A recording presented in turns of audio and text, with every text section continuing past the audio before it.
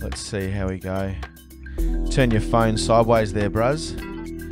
And yeah, now we got him. Now we got him. Just hit the unmute button and we got you. My brother. Yo, yo. Hey, my man. How you doing? Can you get me? Yeah, we got you. We got you that beautiful little round head of yours. Sorry, bro. My lift just picked me up. I'm just on the bus, so I'm just heading up to set up for the day. Yeah, true. Whereabouts are you? We're in Nyngan, New South Wales. We're out here on the Gamba country. So yeah, we've been on a tour this week. We were out at Lake Angelico. We're in Condobolin yesterday, and then today we're in Nyngan.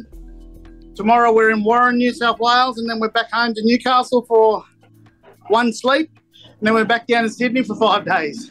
Yeah, right. What a schedule. So you're on the bus right now, this Walkabout Barber bus. Are you able to walk around and show us a little bit about the bus and maybe tell us a little bit about your story? Because we've got a lot of new listeners since you were on last.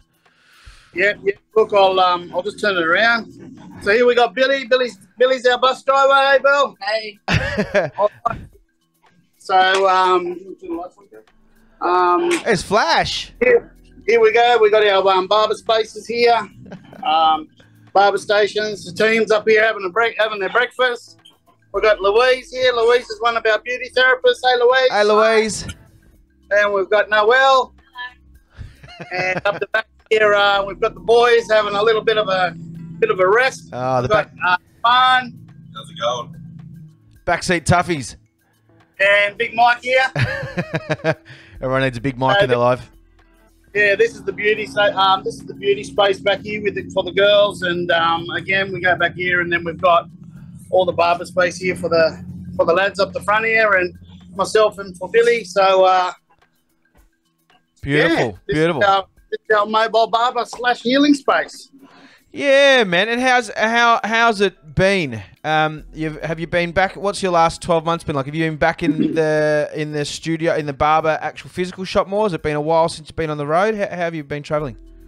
Yeah, look, obviously, COVID played a really big part in our business, and we sort of was grounded for a long time there, which was really hard and difficult. Not just because we're a business financially, but because, spiritually, emotionally, this is what we love to do. We love to get out and be in our communities and connect with our people and listen to our people and find out what our people need the most, and what our people need the most, especially through these tough times, was connecting with other people. And, it's certainly been amazing getting back out in the communities and be able to do what we do best, which is help others help themselves. Have you seen much of a shift in mental health as opposed to when, say, prior to COVID? Has it been quite obvious that people have been battling some seriously unique challenges in their lives? Which how have you found it?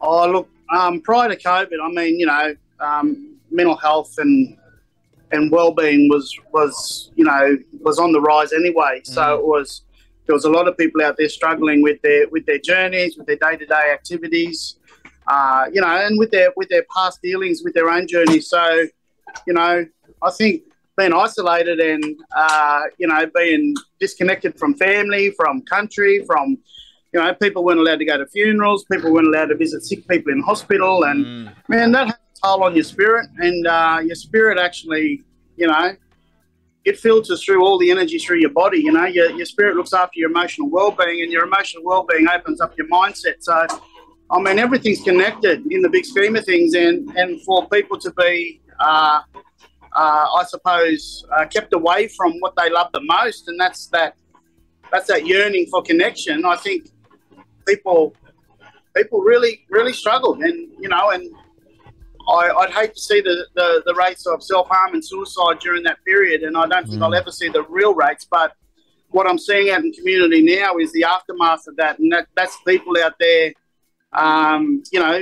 not just broken, but people with no direction. So, we got our hands full getting out into these communities and we're only a small team, but you know what we're doing is we're trying to do the best that we can to make sure that people out there get the help and the support that they need.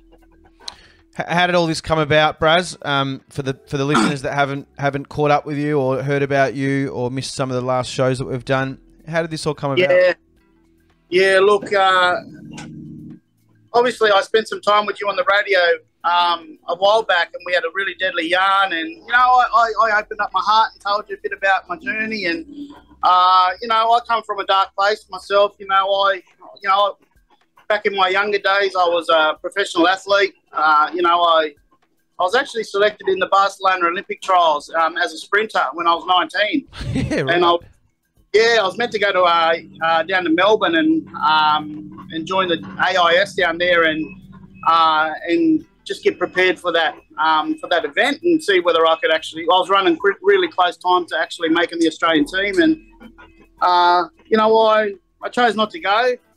One was because my family didn't have enough money to send me, and two, I just didn't feel that that I was good enough. You know, at that stage, I had a lot of doubt about myself, and so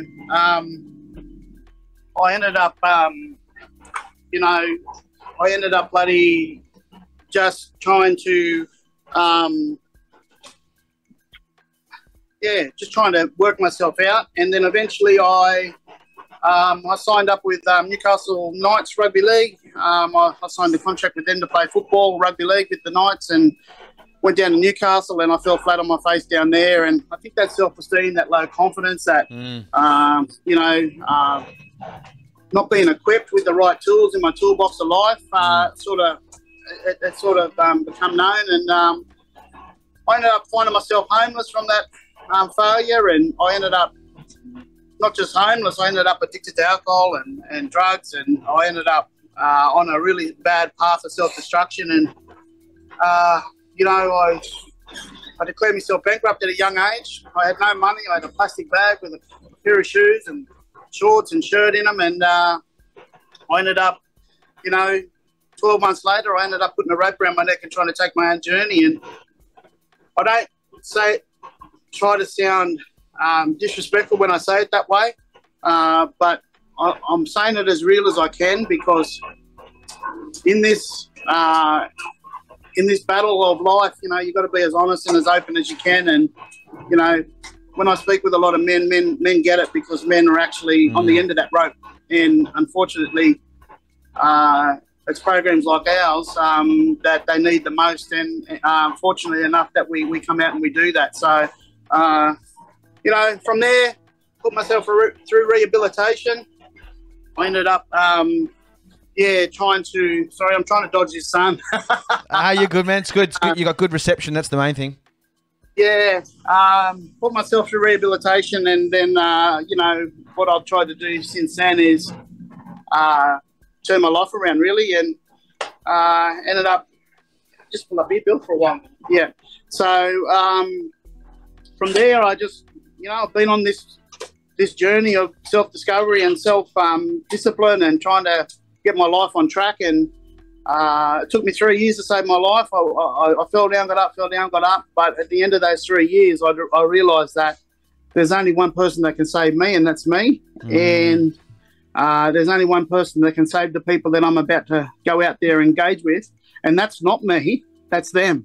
But I've got to make them feel in their own spirit, heart and head that they can do it. And, you know, from there I met my wife, we had our children, and I ended up, you know, we had our little boy. Our little boy was diagnosed with autism, and we took him for his first haircut. He had a meltdown. I think I did too. He left crying, I left crying, because all I wanted was my boy to get a haircut just like me. And when we looked at all the red flags and we decided something was wrong, we got him assessed, and he was diagnosed with autism. And my little boy's 8 today, and he's still non-verbal. He communicates through an iPad, but you know, what my thing was, you know, I want him to have a haircut just like Dad. So when we left the barber shop after he had a meltdown, I went and bought a set of clippers, took him home and gave him a haircut. And as hard as it was and as difficult it was, I kept persevering and desensitizing him my way. And I ended up opening a barber shop in his honour, and then started to get into the game and, the barbershop game. And from there, we had parents from all over the place bringing their kids with high needs. And, and then we just started becoming the shop to take these young people that needed extra connection and extra love and support. So we kept doing what we were doing. And from there, it's just gone crazy, man. It's, we're now a national program. We've got, our shop in Newcastle has won Newcastle's Best Barbershop 2 or 3 times in a row. We've won the Dreamtime Award for the National Aboriginal Torres Strait Islander Business of the Year. All the awards are great, but the reward for me is seeing people walk out of this bus smiling, happy, and with some purpose. And, if we can do that, our job's been done, not just in the chair, but out of the chair. We hear it often. Thanks, Bruz, for capping it so well. We hear often, and I think AFL's doing a really clear job in assessing club culture, but sports people can be elevated into these positions of far out. You're like on the selection panel for I can't remember what you said, but NRL, and man, you're a sprinter. He's cool. Man, he's achieving himself, and clearly that's not the case. We hear it so often that these AFL athletes are not getting looked after properly. What is out there, in your opinion, helpful for people that are in high-pressured environments? And we've also got our own RGR member, Alan Latu, who had a rugby career ahead of him and had breakdowns in between, in the midst of the cyclone of everything supposed to be on a platter ready for you. What would be helpful, in your opinion, and what could society offer these people that take this path of high pressure, high expectation channels? What could help them to manage, I guess, more fairly to themselves, their mental health? Yeah, look, I think, athletes have got a lot of pressure on them, to not just perform for their club, but perform for the fans, and also perform for their family, if especially being a black fella, we come from low socioeconomic backgrounds. So, all our little communities are cheering on that black fella to make it big, because if he makes it big, everyone makes it big. And unfortunately, sometimes in our family groups is, everyone's pushing that person that's great in sport to make it big, because if they do well, that family can do well. So that's a lot of pressure on someone. And that's not just emotional pressure, that's financial pressure too, and it's tough. And, these guys don't want to let no one down. They don't know how to say no to people, and they want to say yes to as many people as they can. But the one person they forget about is themselves. So, my advice is to players and people out there that are doing it tough mentally and emotionally is to be honest with themselves and be honest with those people around them. And the only way you can do that is by telling people how you feel, and sometimes saying no to others and saying yes to yourself. Yeah. So you can actually get through this process. And the way to get through that is, is the first step is asking for help, but the second step is actually seeking help and following that help through. Don't just give people lip service because you want to save a relationship, or you want to save, you want to be able to see your kids and this and that, because what you're doing is you're doing yourself an injustice. You need to get well for yourself first, because then the kids get the benefit of you being happy and healed in a way that they deserve, and also then the relationships around you, they get the full benefit of you being a person that they can actually look up to rather than look down upon. You know what I mean? So.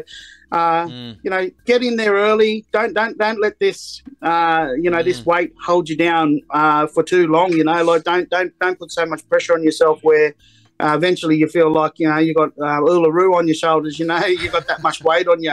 You got to chip away at it. And I have my bad days. I'm a normal person. I have my bad days and I have my good days. So,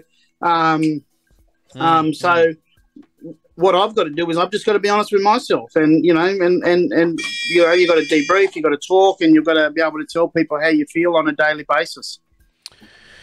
Your story resonates with so many people, and you say that it's kind of snowballed and it's carried its own little journey, this Walkabout Barber story, but very clearly, and even in these first 10 minutes that we've been talking, your story, you are unapologetic in a sense, very sensitive about other people, but you put yourself out there and it really encourages other people. Does it, I want to just briefly, do you still have trauma from that sad low point of your life where you wanted to take your life?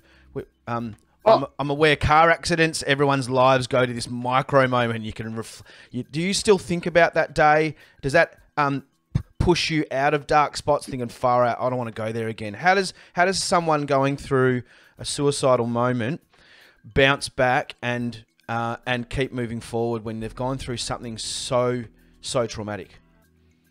Yeah, brother. Look, I'm glad you said that, because I do.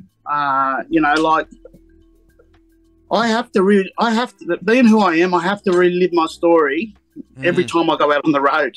I have to tell my story.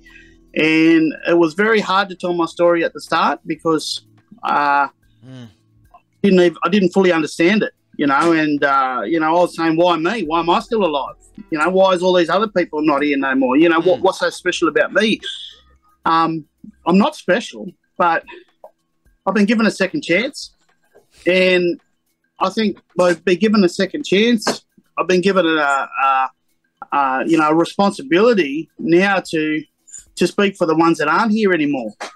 And when I tell my story, I hold all them people, you know, in my heart, and I feel accountable that I need to be able to show and tell people about my story, because all the ones that aren't here, I don't want their loss to be in vain. You know what I mean? So, you know, sometimes I go to a community and things hit me hard. You know, I go to a community and we've just rolled into a community where there's been a suicide of a young person, and, you know, and I've got to connect with that family, and we've got family members that are there and are still very raw, and then being able to tell my story to them, and it's a tough thing to do, and but these conversations need to happen, because they don't just go away. You can't sweep this stuff under the carpet.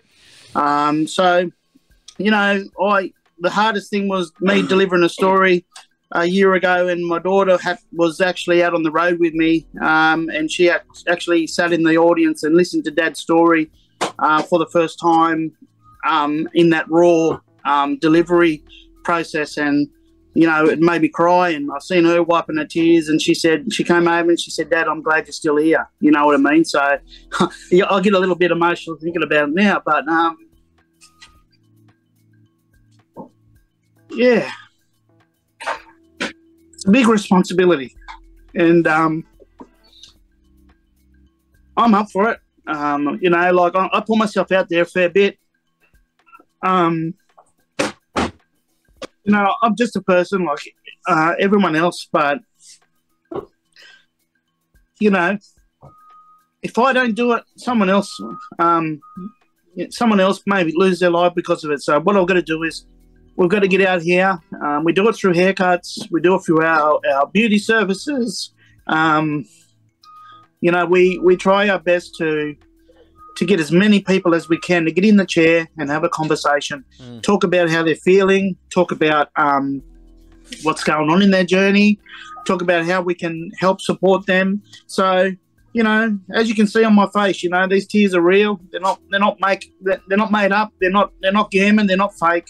I'm the real deal. You know, this is what I do for a living, and you know, some people go to their jobs and they just can't wait to get home. I can't wait to actually get to my job every morning, and as hard and as tough as it is, bro, you know, like, we just got to keep pushing on, and we've got to make sure that everything we do out there, we do to the best of our ability, because you know, we can't save everyone, but those ones that we can save, you know, we're going to do our best to save them. How did you beat addiction, brother?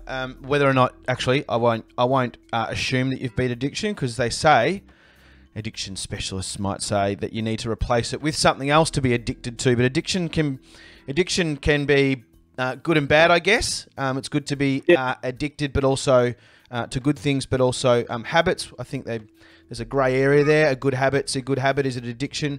But getting through some of those addictions that I'm sure all of us know someone or have been addicted to, either alcohol, drugs, or something that's pulled us away from being the best version of ourselves, or channeling.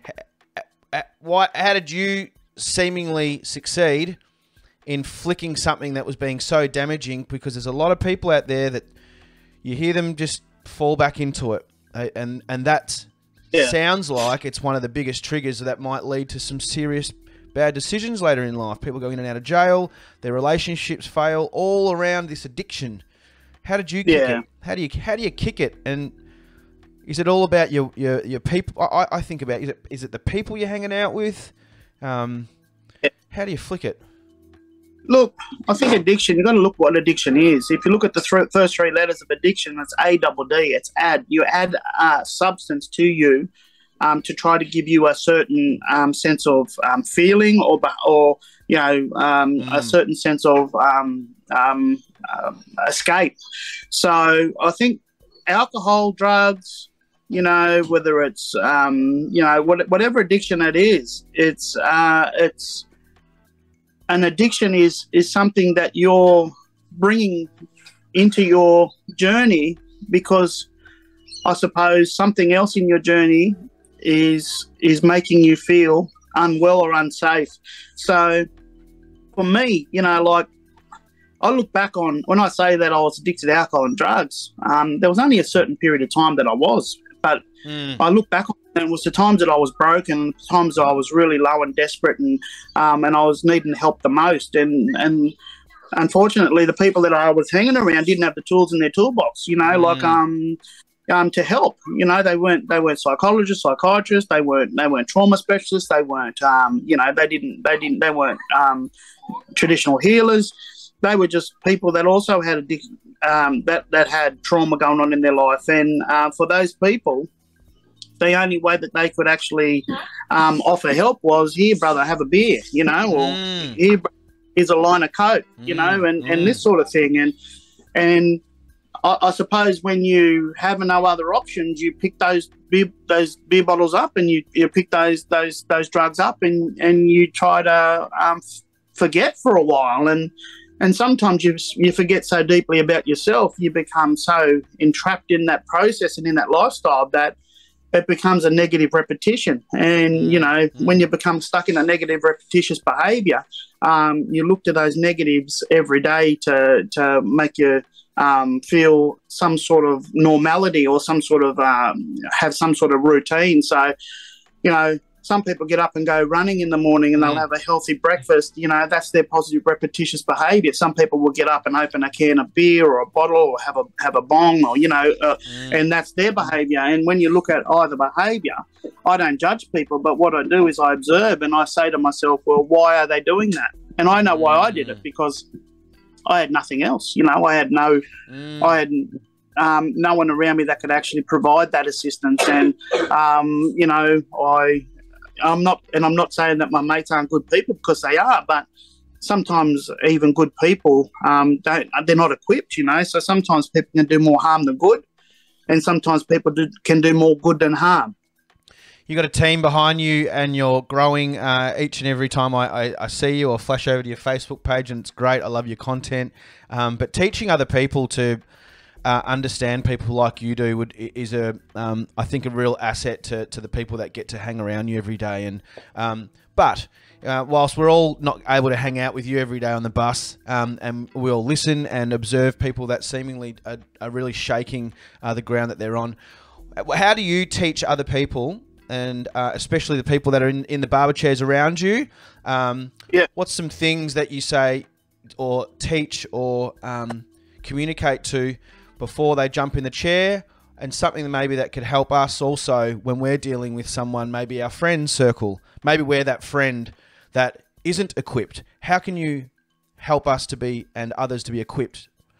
So, look, I'm teaching my team to do some mental health first aid in the chair. So what we're trying to do is when somebody enters the chair, rather than talk to their mental mental well-being space or their emotional well-being space, we're talking to their spiritual space. So what we're trying to do is I'm trying to encourage my workers to connect spiritually to those people that sit in the space, and talk about family. Oh, so, what's your name, where you come from, all those things that we usually do as blackfellas anyway. You know, we talk about where you've come from, who's your mob, you know, and, you know, some people usually do that because back in the day, you know, you didn't want to marry your cousin or something, so people were from. But in the chair, it's different because what we're trying to do is connect with people's spirits, and we're trying to say to people, how's your family life? How's your community life? You know, is there anything happening in your journey that's not making you real happy? And on the scale of 0 to 10, you know, and we ask some of these questions. Do you feel like self-harming and stuff like that? Especially when we have some people in the chair that are. You can tell the energy, you know, the spirit's already screaming out and saying, oh, something's wrong here, help me, help me, help me. You know, and then the barbers will pass them on to me. If it's a more, you know, intensive situation, then I'll go away and I'll work with that person one-on-one. So, you know, I think everyone is a suicide prevention, you know, visual aid anyway. You know, like when you're walking down the street and you see someone unwell, you don't have to be a psychologist or trained in trauma and recovery to be able to walk up to that person and say, are you okay? Is there something I can do? Can I help you? That's pretty much what we're adopting in the chair. Are you okay? Is there something that I can do? Can we help you? And it's about being a human, and we've got to be kind to humans because that's what human kindness is all about, you know, and you know, it's easy.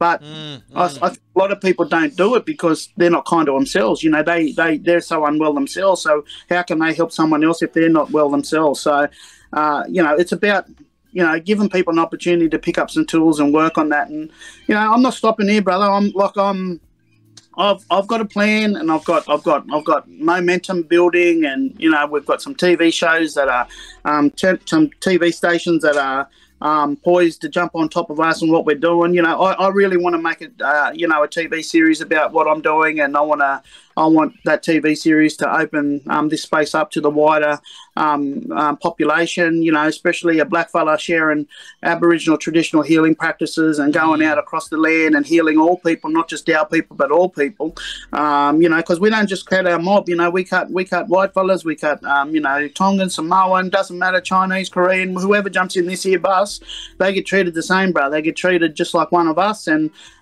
we give them the best opportunity to be able to learn something when they're in the chair, not just about themselves, but about our culture as well. This is being recorded, so this will be up on the YouTube channel as well. Walkabout Barber, how can we support you in the immediate future? What can we do?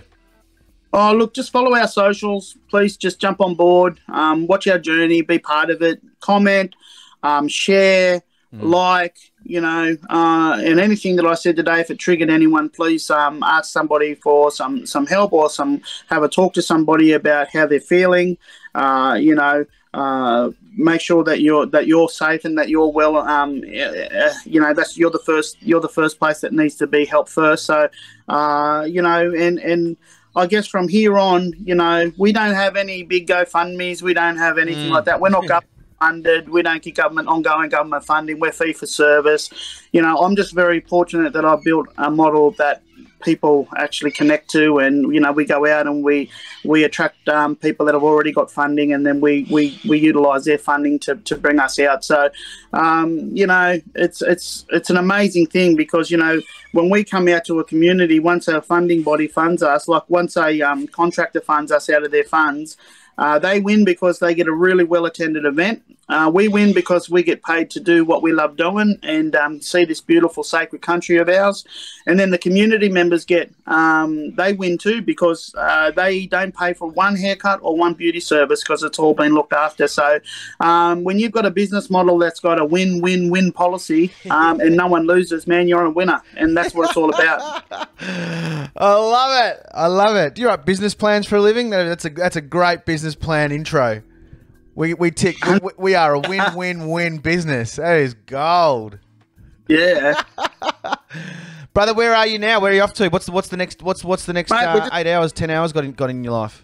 We're just about to set up. So team's going to set up the bus. We'll start prepping the bus. We'll get all our tools out on the stations, and we'll start bringing our participants through.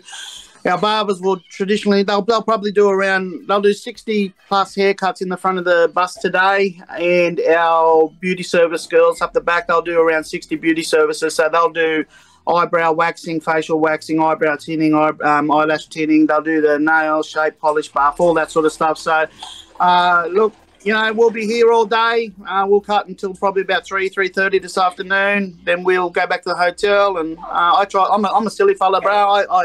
I get my team laughing. We try to have a laugh about ourselves, and I try to take the pressure off. But sometimes you got to put the business hat on and also be a boss. And that's probably a bad thing that comes with what I do. But I know where this business is going. I know what we need to do, and I make sure that everyone else is on the same page, because we're role models now and we're public figures in community. I'm just, things are crazy. Everywhere we go, we get asked for photos. People want to pull us up, and I thought that this was the life I'd probably have when I was striving to be an RL star, bro. But bloody hell, just being a backyard barber, and we're got it now, and people love who we are, and that's what we're fortunate about. So we're just going to keep on doing what we do, and make sure that Australia continues to fall in love with us. You're the man, Braz. I love it that you're famous for this reason and not a sports player, because what you're doing is long-term impactful, Braz, and you're going to be doing this well and true into your 80s, 90s. Who knows? You're not. Oh, you tell my back and my knees that, brother. I might have to have a few little replacements going on, but they might have to call me the wheelchair barber, the broken hip and broken knee. I'll be right. I just want to do a shout out to my wife and my daughter and my son who's watching. I love you guys. Using my backbone, and you bring me so much joy, and without this, I'm nothing. So, yeah. We appreciate your time, my man. You're always a joy to talk to, man, and you made everyone's morning better. We got some comments through here too. I'll read some of them out, man. People are someone who's been following you on Facebook since they first met you on here. Thanks so much for your strength in pushing back against so many of the illogical rules throughout the last 2 years. Your vision to remain inclusive to all people is inspiring. Stick at it and gain strength from the people who need you out in this world. That's from the Fizz. Someone else just called you guru status. You have guru status, brother. And I wrote in the comments, throw your questions, and Daz has written no questions, just admiration. You are, you're a good man, Brian. I love you, brother, and thank you so much for coming on here this nice early in the morning for you. And brother, I've still got the invite for you. We want to bring you out on this bus, okay? So we've got another bus that's being built. It's got a toilet on it, so maybe that's the bus that you should come on, because when we go on there, we'll be able to have a toilet on the back row so we can run and keep on moving forward. So, look, I'd love to have you out on a trip with us, brother. I love what you do. You're a breath of fresh air, man. I love watching you in the mornings, and I haven't been able to do it as much lately because we're on the roads, we're traveling at different times. But mate, look, you're an inspiration too, and you keep doing what you're doing, because your stories are spirit food, brother, and our spirit needs that food. And keep people smiling, keep people happy, and you've just got a great energy about you, man. Just keep it up. Thanks, brother. An RGR broadcast on the Walkabout bus has got to happen. Got to happen. We just got to work on that reception, brother. You're the man. Go get your eyebrows tinted or something. They're looking a bit wild. I'll just walk out here. You got people lining up. I'll give people a quick look at the bus before we go. You can't miss this bus. Have a look at this. This is the new logo. Bus. I'm loving it. Yeah, we've got the bus here. Have a look at that. Who did the artwork? My cousin, Darren Dunn. He's one of the most talented artists I've ever come across. He's from Gamilaroi country. We come from the same land, Barabadoo Mission. So, big shout out to my cuz. He's jumped on board with a lot of my stuff. We've got a lot of merch coming soon. So people just keep on asking me, we want a shirt, we want this and that. And usually when I go away, I come back with no gear, man. I even give my So I said, we're going to have to get some merch so people can actually buy some, because I can't keep giving away all my work stuff. I know. Braz, have a great day, my man. You're the man, and I'll if anyone missed this interview, we'll put this up on YouTube. Brother, have a great day. Shout out to the Walkabout Barber. Big love. You look. Walkabout Barber. How good is it?